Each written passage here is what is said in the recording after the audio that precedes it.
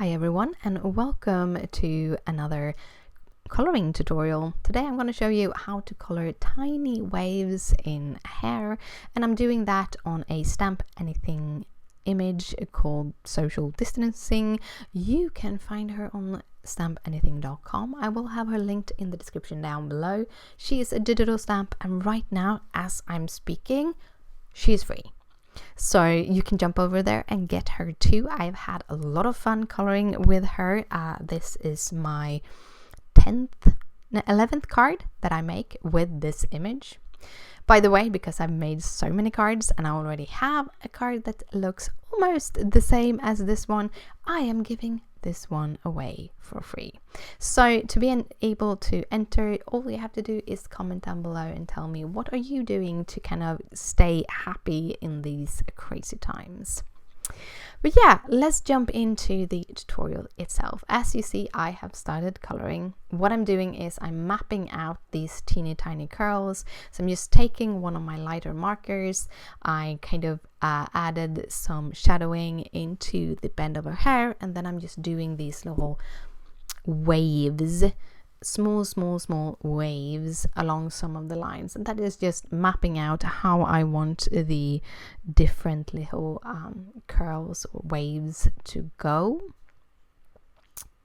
And after I done that, I'm going in with my darkest color, and I'm gonna warn you, it's gonna be a couple of layers. This isn't a hairstyle that you like take 3 markers, 1, 2, 3, and it's done. There are beautiful hairstyles to do that, but the way to make it look dimensional and deep and that 3D effect is actually to layer a couple of times. Oh, sorry. But it will kind of help bit by bit by the layering. So I'm starting with a very dark color, but because I'm gonna layer the lighter color on top, the way marker works is that they are alcohol based. The alcohol pushes the pigment into the paper. By using a lighter one, you're using one with more alcohol, so there's more alcohol that will push down the darkness into the paper, and what you see, it's much lighter. However, if you turn your paper around, you will see the darkness. But yeah, I'm doing these little teeny tiny U shapes to kind of just give those details in her hair. How I imagining the U shape to be is where the kind of dip in the waves are. So wherever I gonna do a dip, a valley in the little wave, I do this little U shape. Also, I'm doing bigger U's at the back of the head and smaller U's towards the head, and that is just because I liked how it looked, because I did it on the first image when I just were playing around, and yeah, I liked it. You don't have to. You can have even U's, or you can have bigger U's towards her head and smaller backwards, because that would make more sense if you think about kind of depth in an image. But anyhow, I like the effect. So I continue to doing those U's, and in some places where the U's would be too small, I'm just doing little dots. Yeah. By the way, this image is printed on some Hammermill cardstock. I'm trying something new. This is the 80-pound Hammermill, the one with the frog on the side, on the front of it.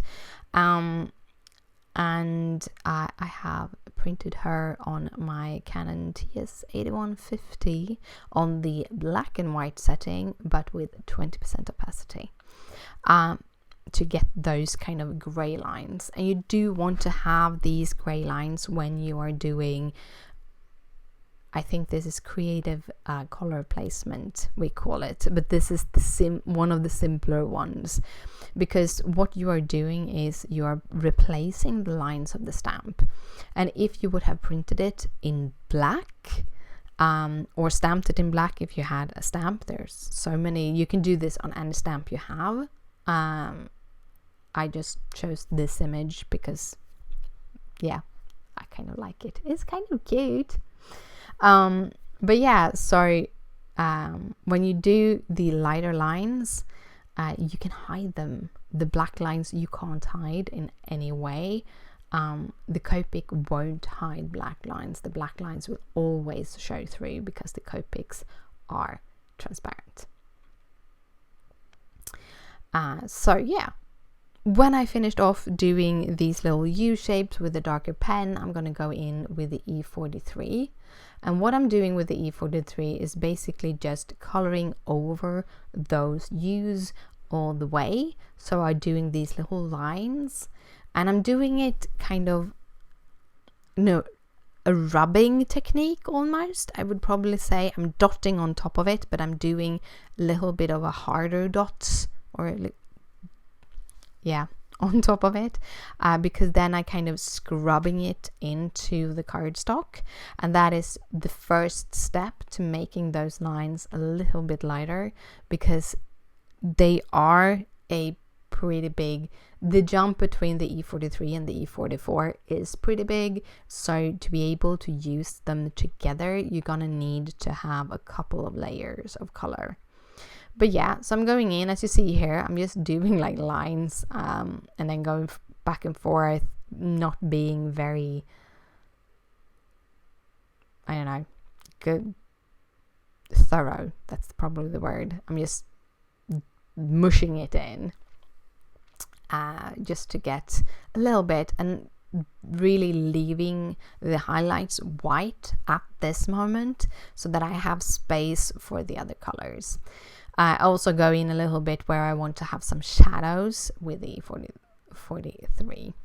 Then going in with the E42, and then I just doing teeny tiny lines across the highlight lines to make it look like hair. It's always that my darkest colors usually take the longest, and when you get to the lighter color, the faster you can get. Just as in this case, this is also one of the reasons why I haven't sped this up, because it goes pretty fast when you come to the lighter colors. This is real time. This is how I was coloring this. But yeah, so just these teeny tiny lines, and as you see right now, her little ponytails looks pretty messy, and we are going to fix that.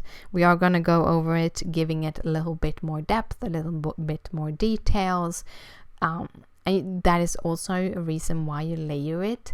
The first go usually looks a little bit crazy, I'm telling you that. And if you are doing something when you're coloring, whatever you are coloring, if you feel that you don't get the best blend, or you don't get the details that you want, just try going over it once again, just doing a second go over the top. Usually that can help. Don't give up on your images until you've made them way too dark, because you can't go back from darkness, really, honestly, except for this specific technique. So maybe you can't really you can't erase the ink, however you can push it a little bit down. So what I'm doing here is I'm going in where I want my deepest shadows to be, so I'm just adding a little bit more dimension, kind of doing a little bit of curls, a little bit of more depth, and because I felt that all the hair just was one strict helmet, and I wanted to have certain parts of the hair to stand out a little bit more. So I'm just adding a couple more shadows. Then I'm going in with the E43 again, really pushing at that darkness, trying to push some more of that ink down, because I don't want it to be as dark as it is. I just wanted to give it a little bit more depth, which the E43 wouldn't have gotten in this specific case. And then I'm just going in and doing, like, instead of going in straight lines, I'm doing squiggly lines over the darkest U shapes with the E43, and that is gonna give the hair a little bit more life, because you have those kind of stripy effects. Also here you see I go in on the outside of the ponytails a little bit more, just a kind of closing those down, giving them more delimiter, not letting that E42 be too light, because the E42 was a little bit too light to give it just the outer space of the ponytails. So I went in with the E43 there just to make them more like ponytails. And then I go in every little crevice, and you see this took me 12 minutes to do. It is a bit of a lengthier technique, however I do really like how it turns out. Yeah, after that I'm gonna go in with the E42 again, just doing those kind of lines over like teeny tiny. Again, I'm doing like U or C shapes in the opposite direction of what I did with the E44, just on top of it, kind of giving them the lines a little bit of movement, and therefore giving the hair a little bit more movement. And then I'm going in and filling in those kind of C shape, upside down U shapes on the top of her head, just to give those lights, light streaks, the highlights, a little bit more of that curvature, so that it looks even more like she has wavy hair. And to finish that layer off, I'm going in with the E41 just across everything. That will both tie together the highlights a little bit better, but it also pushes a little bit of that color in. To finish it off, this is the last step. I'm doing these little curly whirly, super thin lines. This is just to give the hair a little bit more hair texture.